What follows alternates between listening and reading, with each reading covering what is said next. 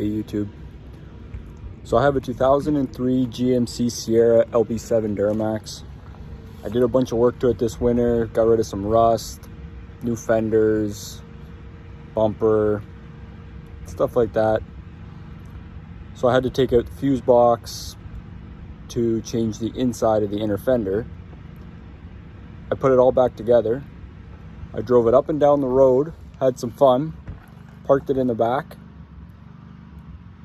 and not too long after, I tried to start the truck and I had no check engine light, no wait to start or the glow plug light, and I had no idea what I was gonna have to replace. So I started with the ignition switch. I did new fuses, new relays, still nothing. I traced wires. I don't know how many hours I got into tracing wires. I cleaned all the grounds. I did everything I possibly could. I searched and searched.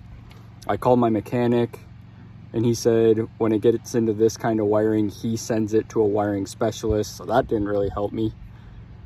But I finally came down to I need a new computer. When I would plug in my EFI Live autocal, I can read the module of my transmission control module, but for my ECM, it just said NA. So I called a local scrap dealer. They got me a LB7 computer. Today I threw it in,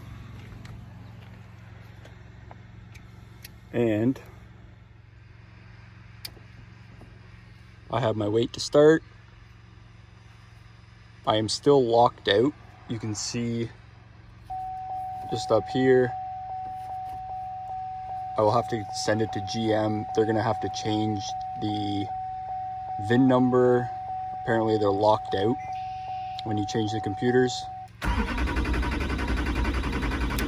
But at least it cranks. So now that it cranks,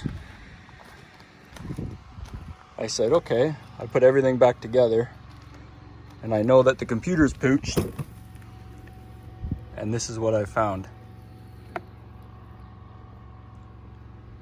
So I guess living in Canada, we got some salt and water oxidization going on. It finally made its way through the seal, and that would be probably a good reason why this computer no longer works. Honestly, I don't know anything about computers. So if it's fixable, that can be up to somebody else. But to me, it's garbage.